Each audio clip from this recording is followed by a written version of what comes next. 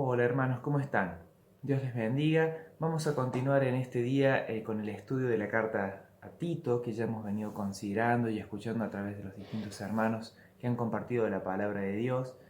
Y hoy vamos a tratar de responder la pregunta ¿por qué vive o debe vivir así la iglesia? Para ello vamos a ver los últimos versículos del capítulo 2, Tito capítulo 2, versículos 11 al 15, y vamos a meditar en cuanto a ellos.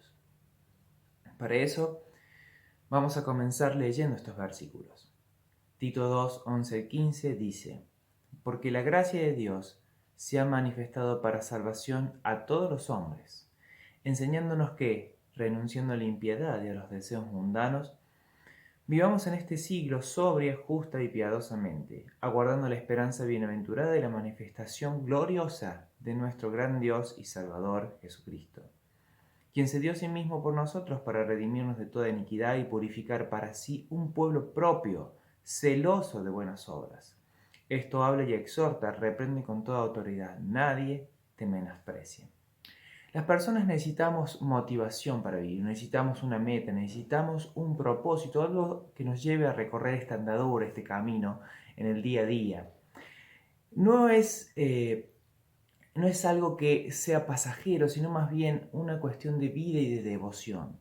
Una motivación que sea capaz de repeler toda inclinación hacia el mal o inclinación egoísta, todo temor al enemigo, y también que sea esta motivación capaz de convocar a toda persona a unirse a nuestra congregación, a esta bandera y a este estandarte. La vida cristiana no es simplemente un paso de fe en Cristo, ni una realidad paralela a la que vivimos en el día a día. No es una existencia como algunos le llaman a dos niveles o una existencia dualista.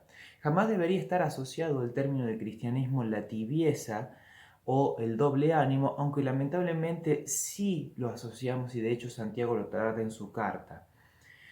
En nuestro modelo de vida occidental, donde la cultura se ha dividido en fragmentos ocupacionales, sociales, profesionales, incluso también se ha dividido desde el punto de vista espiritual. Y así es que aún la creencia cristiana ha sido algo que se ha sumado a la vida como un aditivo más. Sin embargo, nunca fue así en el principio del cristianismo, ni mucho menos antes del cristianismo, para aquellos que dejaron todo para seguir a Jehová, quien es el verdadero Dios, el Dios de los cielos. El cristianismo no es una simple creencia como hoy día y como hemos mencionado occidentalmente, es decir, cuando hablamos de cultura occidental hablamos más bien de lo que es Europa y toda América del Norte principalmente, pero también América del Sur. El cristianismo siempre fue y será un cambio de lealtad, desde nuestras raíces, nuestras creencias, nuestra cultura, hacia la persona misma del Señor Jesucristo. Un judío, por ejemplo, abandonaba su religión, abandonaba sus posesiones, dejaba al lado su familia, sus creencias previas para aceptar un nuevo Señor, a un Cristo real y viviente. Se despojaba de toda costumbre y abrazaba al Rey y a su reino. Un griego también abandonaba su mitología.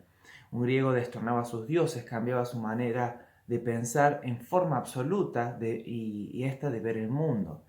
También podemos verlo incluso mucho más atrás, Abraham, aquel que lo entendió mucho antes. Abraham dejó la tierra de Ur, dejó el Sigurat como centro de adoración, dejó su familia como comunidad religiosa y adoptó a Jehová como único y referente y guía.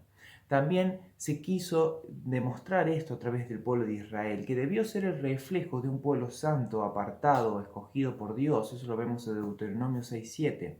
Para ser diferente, para dejar Egipto, para dejar su ideología, su cultura, su idolatría, para ser llevado al desierto, ser limpiado, consagrado y preparado para destruir el paganismo de la tierra cananea. Un pueblo Israel con su propia cultura, su propia ley, su propia religión y su propia santidad. Así también Jesucristo en el día de hoy nos invita a formar parte de su reino, no de sumarnos a una religión. Un reino que tiene una cosmovisión, una ley, una idiosincrasia, un propósito, un presente y un futuro, una cultura totalmente diferente y un apego que es único. Un reino que hoy es representado por la iglesia aquí en la tierra, de aquellos que reconocemos a Jesucristo como Rey. Que la iglesia es el cuerpo palpable y terrenal en un mundo espiritualmente distorsionado, dirigido exclusivamente por la oposición, es decir, Satanás. Aunque nos parezca en esta carta de Tito y con la introducción esta, que esto no puede ser la idea de la carta, de hecho esta temática se trata desde el principio en la exhortación a Tito. Allí se evidencia en los versículos 1 y 2 la naturaleza de este reino, de este gobierno de Dios y de la importancia de la iglesia.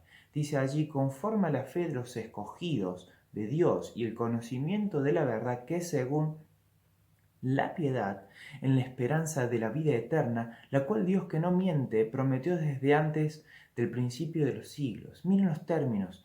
Habla de la fe, habla de los escogidos, conocimiento de la verdad, esperanza de vida eterna, prometido desde antes del principio de los siglos. ¿Saben qué? La eternidad de la promesa de Dios para con la humanidad nos da claridad con respecto a un modelo de vida, pensamiento y desarrollo propio, único, distinto, diferente a todo lo distorsionado por la caída. ¿A quién prometió Dios si aún el hombre no había sido llamado a existencia en aquel momento? ¿Cómo puede hablar de prometido desde antes de nuestra propia existencia? Bueno, Dios se prometió a sí mismo. La obra y propósito eterno tiene que ver con Dios mismo. De hecho, cuando Dios hace la promesa a Abraham, vemos que no tenía por quién jurar más grande que sí y juró por sí mismo. Eso lo encontramos en Hebreos 6, 13 y 14. Pero a su vez, mientras se evidencia la naturaleza eterna de este propósito de Dios para una iglesia, un pueblo santo diferente, también se manifiesta la oposición en relación a adoptar lo que es una simple religión, en esto que hablábamos de una dualidad o de una vida a dos niveles, pero no de una creencia de base y de fondo. Allí en el 1.16 de Tito dice, profesan conocer a Dios, pero con los hechos lo niegan, siendo abominables y rebeldes, reprobados en cuanto a toda buena obra. Profesar es un término que significa hablar lo mismo, llamativamente, puesto que Pablo señala a aquellos que hablan igual que los cristianos, que aducen fe, que incluso declaran el nombre de Cristo, pero sus vidas son radicalmente opuestas a lo que dicen. Esto es la famosa dualidad de la vida cristiana, el desapego de lo que hablamos, de lo que decimos o incluso sabemos con lo que realmente vivimos. De esto nos está hablando el pasaje de Tito. La iglesia no es un lugar, sino son las personas. No es lo que hacemos, sino lo que somos. Ni no es un agregado, sino un todo absoluto. ¿Por qué vive o debe vivir la iglesia? Bueno, la pregunta se responde en, por y para Cristo. Observemos que este cambio de lealtad en el pasaje nos toca. Si bien nos gusta tener versículos claves y definir el objetivo de la carta, tal como es Tito 1.5, que dice, te dejé en Creta para que acabases de ordenar lo que faltaba y constituyeses por las ciudades prevísteros de forma que te ordené, la epístola está plagada de referencias a dos líneas de pensamiento. Una línea de pensamiento tiene que ver con la sana doctrina o con la enseñanza, ¿sí? Con el hablar, y tiene al menos 11 referencias. Y en cuanto a las buenas obras, también está hablando, habla de lo bueno, habla de las obras, habla de una manera de vivir y tiene 10 referencias a esto en esta pequeña carta de Tito. Por lo tanto, se establece aquí una relación estrecha entre un modo de vida y una creencia holística, es decir, que lo abarca todo, todo lo del hombre, dejando en claro que aunque la fe está 100% evidenciada por las obras, podemos ver referencias en el libro de Santiago, aún así siempre fue y será por gracia. Allí en 3, 5 y 6 de esta carta dice, nos salvó no por obras de justicia que nosotros hubiéramos hecho, sino por su misericordia, por el lavamiento de la regeneración, por la renovación del Espíritu Santo, el cual derramó en nosotros abundantemente por Jesucristo nuestro Salvador, no por obras de justicia. Y finalmente cita la misma carta a Tito, por medio del apóstol Pablo, en el 3.8, palabra fiel es esta, observe, enseñanza, enseñanza relacionada a obras. Y en estas cosas quiero que insistas con firmeza, para que los que creen en Dios procuren ocuparse en buenas obras. Estas cosas son útiles, son buenas y útiles a los hombres. Cuando hablo de enseñanzas a buenas obras, nos hablo de que cuando uno aprende, realmente vive conforme a lo que aprendió. Como siempre, la salvación es y será por gracia, y la vida se desarrolla en y por gracia. Pero el verdadero cristiano va a mostrar con su vida que ha sido salvado. En estos versículos vamos a considerar 5 puntos, uno por versículo. El primer punto nos habla de la causa de la iglesia. Vamos a ver que todas las referencias que voy a hacer van a empezar con una letra C, así que si se quiere acordar, causa de la iglesia, causa de la vida de la iglesia. Dice el versículo 11 que hemos leído, porque la gracia de Dios se ha manifestado para salvación a todos los hombres. Esta ya es la razón suficiente.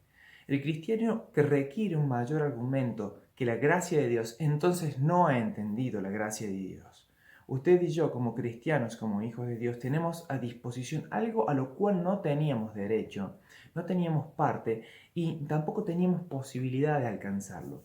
De pronto, una fuente que para nosotros tiene principio pero jamás tiene final, es dada al hombre para comenzar la vida, la verdadera vida y para desarrollar la vida sin limitaciones, una vida en Cristo. Ahora, ¿podemos entenderlo? Claro que no completamente.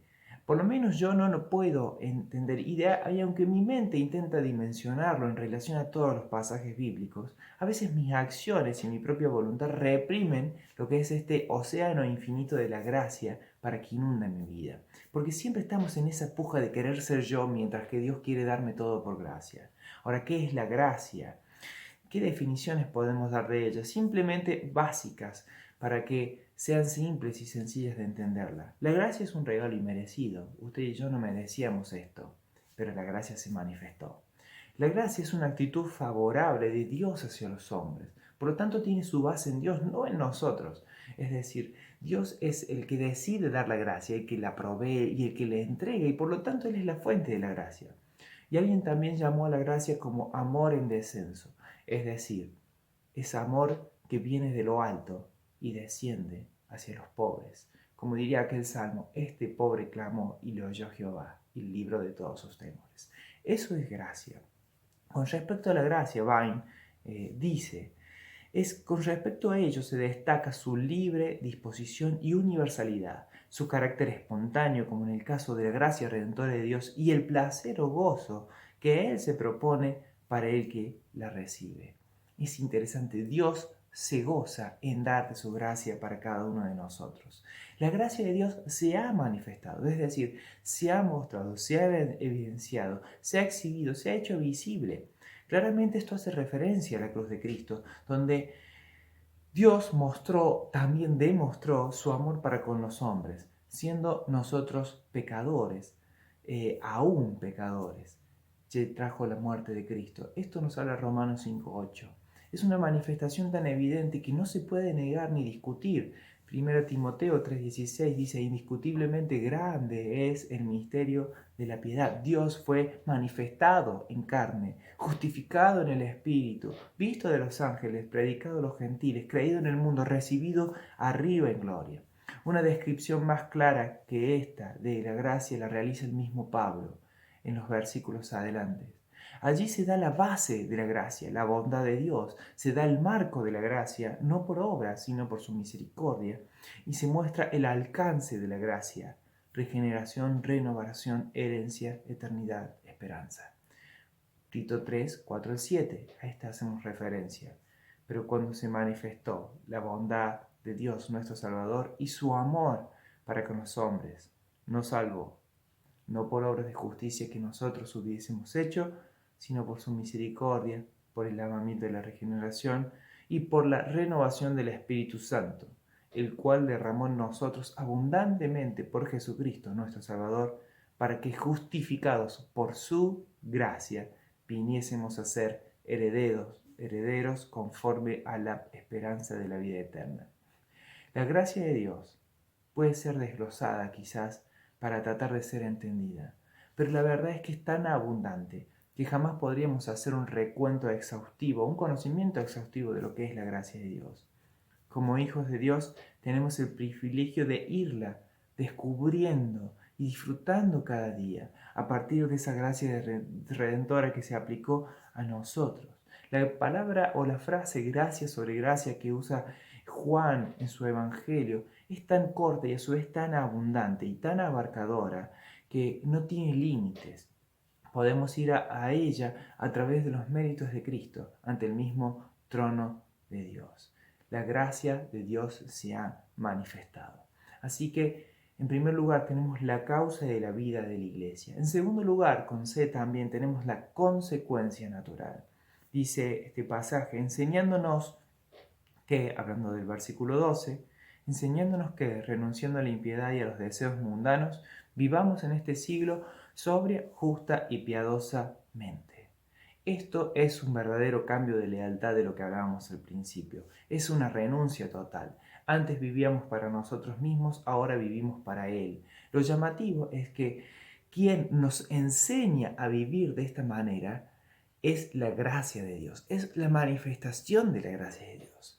Es decir, es tan abundante la gracia que no tengo otra forma de vivir más que por ella y para ella en agradecimiento al Dios que derramó su gracia. Renunciar significa rechazar, rehusar, negar. Nos lleva a tener una vida absolutamente abnegada de nuestro yo carnal para adoptar la vida de Cristo.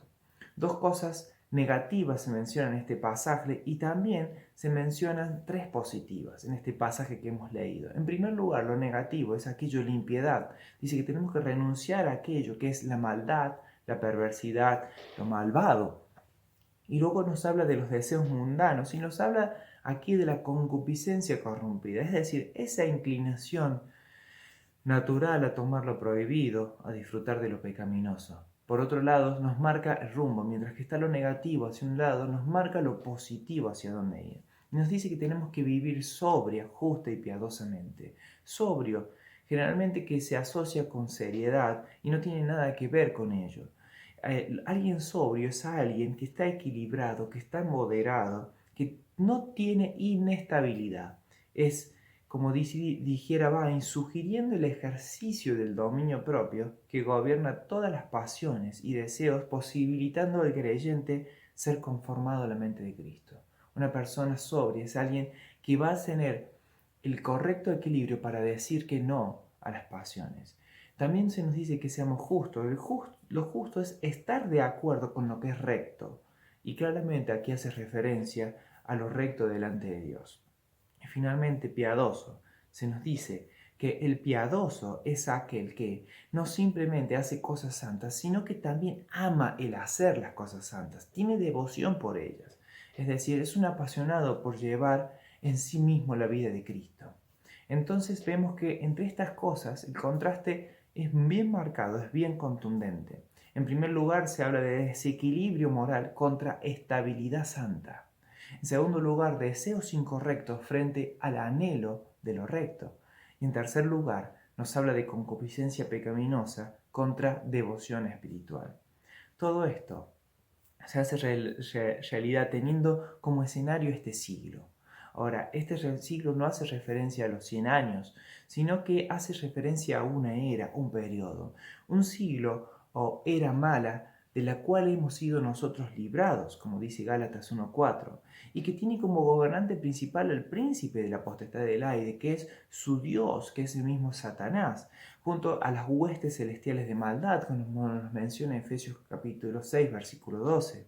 Por lo tanto, las palabras de Jesús resuenan en este momento y dice, no te ruego que lo quites del mundo, sino que los guardes del mal. Por lo tanto, usted y yo, siendo cristianos, siendo parte del reino de Dios y siendo principalmente partes de la iglesia, que es la manifestación del cuerpo de Cristo, en este tiempo que son las manos, los pies de Cristo, vivimos en medio de una generación que es adúltera, maligna y perversa, en la cual debemos brillar como luminares en el mundo, según nos dice Filipenses 2:15. Así que no solamente tenemos la causa de la vida de la iglesia, que es su gracia, no solamente tenemos una consecuencia natural que es renunciar a todo lo humano y vivir justa, sobria y piadosamente, sino que también tenemos una cosmovisión total. La cosmovisión se usa mucho este término y tiene que ver con lo que uno, o mejor dicho, con las fases que uno tiene para pensar de cierta moda. de cierto modo, si uno piensa de una manera diferente a otro, es porque tiene una cosmovisión distinta. Es decir, es todo aquello que ha formado nuestra mente, nuestro corazón y que nos inclina a ver las cosas de una manera diferente a los demás. Ahora, en esta cosmovisión total que Dios nos propone, nos dice el versículo 13 que aguardando la esperanza bienaventurada y la manifestación gloriosa de nuestro gran Dios y Salvador Jesucristo. Ahora, esto responde a la pregunta, ¿para qué vives? ¿Por qué vives? Y es por esto.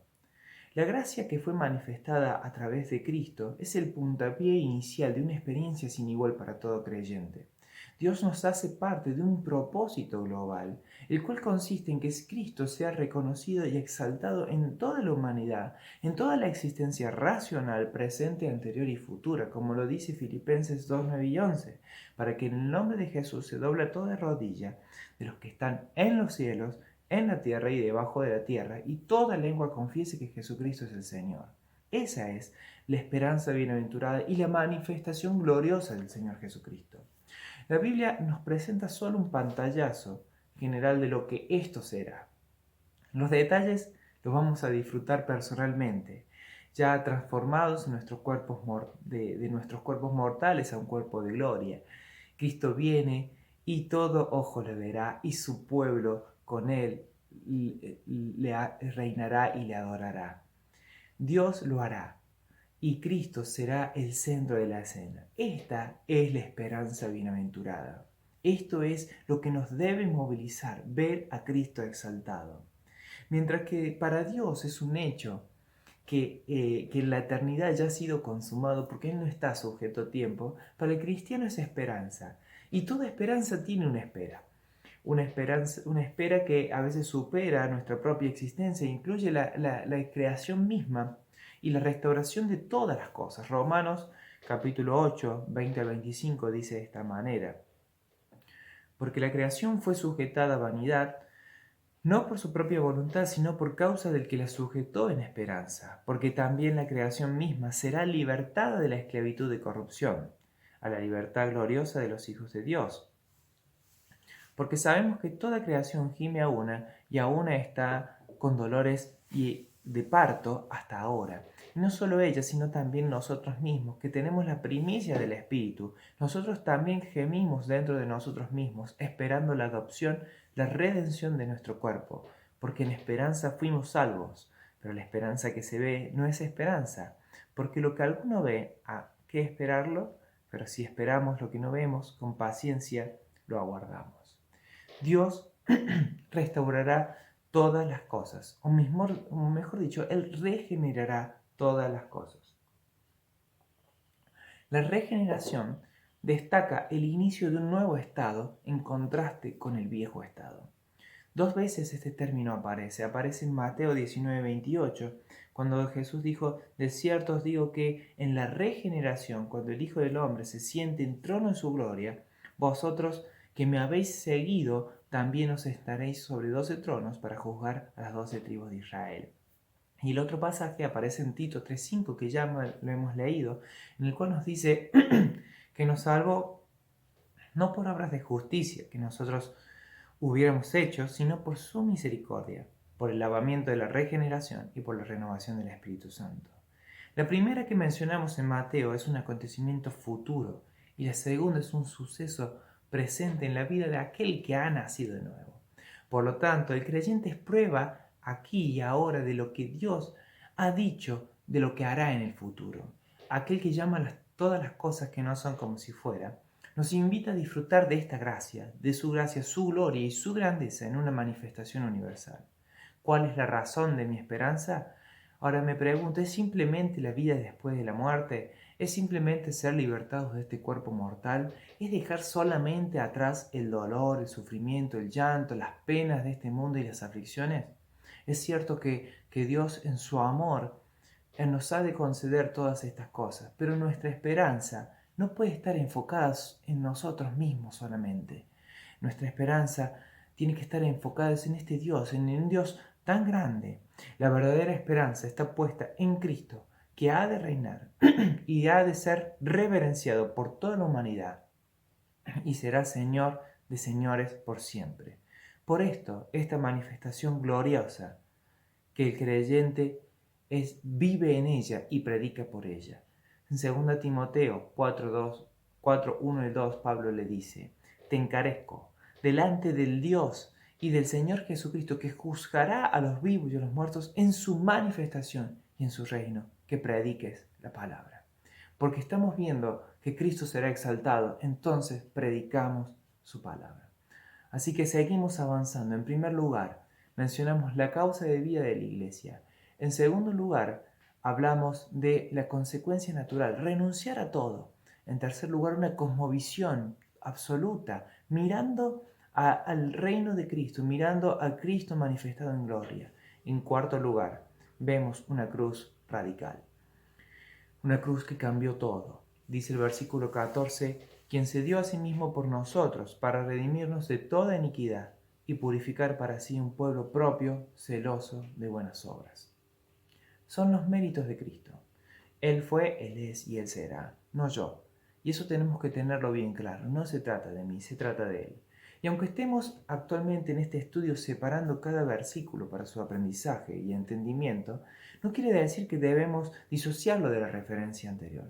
El concepto de la manifestación en gloria, en contraste con su sacrificio en debilidad, hace de Jesucristo una persona absolutamente maravillosa, una persona divina totalmente atrayente y cautivante para todo ser viviente, especialmente para los que somos sus hermanos en la sangre y coherederos de la gracia, nosotros los redimidos, los cuales Él no se avergüenza de llamarnos hermanos. El darse a sí mismo en este pasaje equivale a la cruz, la muerte más horrenda, la muerte más despreciada por todos los hombres, de la cual se dijo: maldito todo es el que es colgado de un madero. Este contraste entre la manifestación en gloria y alguien que muere en debilidad también se observa en la descripción que hace el escritor en los Hebreos en el capítulo 1. Y allí dice Hebreos 1, 1 al 4, dice: Dios, habiendo hablado de muchas maneras en otro tiempo los padres por los profetas, en los postreros días nos ha hablado por el Hijo, a quien constituyó heredero de todo, por quien asimismo hizo el universo, el cual, siendo el resplandor de su gloria y la imagen misma de su sustancia, y quien sustenta todas las cosas por la palabra de su poder. En esta descripción maravillosa que acabamos de leer viene el contraste: habiendo efectuado la purificación de nuestros pecados por medio de sí mismo, se sentó a la diestra de la majestad de las alturas. Aquí la frase habiendo efectuado la purificación de nuestros pecados por medio de sí mismo nos habla de la cruz, el medio utilizado para darnos redención, el medio para mostrar el amor por cada uno de nosotros. Cristo, el exaltado, el deseado entre las naciones, el sustentador de todas las cosas, fue a la cruz. El sacrificio de Cristo fue el precio pagado. Fue nuestra libertad para nuestra redención.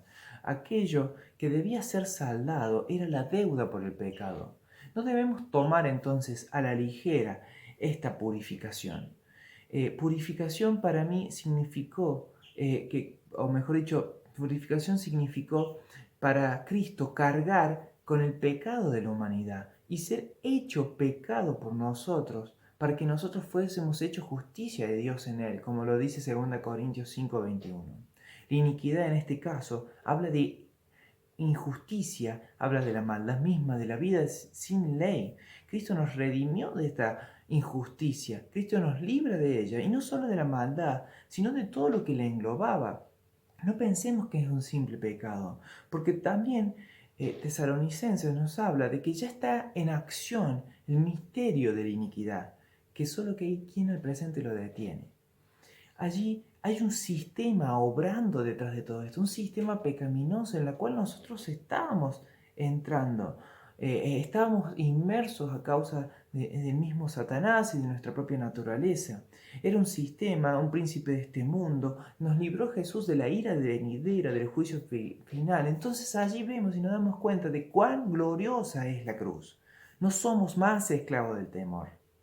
Ahora, ¿cómo debe actuar esta realidad en mí? ¿Saben lo que dice este pasaje que acabamos de leer?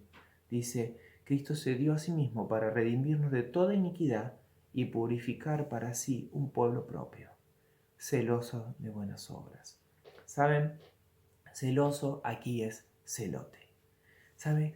si queremos actuar en consonancia en la manifestación de la gracia de Dios, a esta redención de la iniquidad, a esta purificación que Cristo, debemos ser celotes. El celote es aquel que es movilizado por dentro, que arde en su ser, es aquel que está dispuesto a dar su vida por una revolución espiritual. Nos damos cuenta que esto es un verdadero cambio de lealtad. No es simplemente apegarnos a una religión y a una salvación que me libró de la ira venidera. Listo, soy libre. Se trata de vivir para Cristo, se trata de vivir para su gloria, para su reino y esperar su manifestación gloriosa. Se trata de exaltar a Cristo hoy como Rey. Se trata de exaltar a Cristo como el Salvador y Señor de la Iglesia. Y se trata de desear que todo el mundo adore a este Salvador. Ahora soy un celote de Cristo. Ahora debemos ser celotes de Cristo. Por eso nos habla de la cruz total. La cruz que cambia absolutamente nuestros corazones y nuestro modo de vida y nuestro modo de pensar para ser un celote, un revolucionario por Cristo. Finalmente, el pasaje termina con convicción de autoridad. Dice así: esto habla y exhorta, reprende con toda autoridad, nadie te menosprecie. La autoridad no es nuestra, la autoridad es delegada. En Cristo tenemos la autoridad para llevar el mensaje de la cruz, porque se trata de su triunfo. Él ya triunfó. No me avergüenzo del Evangelio porque es poder de Dios. Se trata de Él. Y para triunfar en nuestras vidas sobre el mal, tenemos esta autoridad. Es Cristo, es el poder del Espíritu Santo morando en nosotros, en la cual nosotros debemos someternos voluntariamente a su accionar.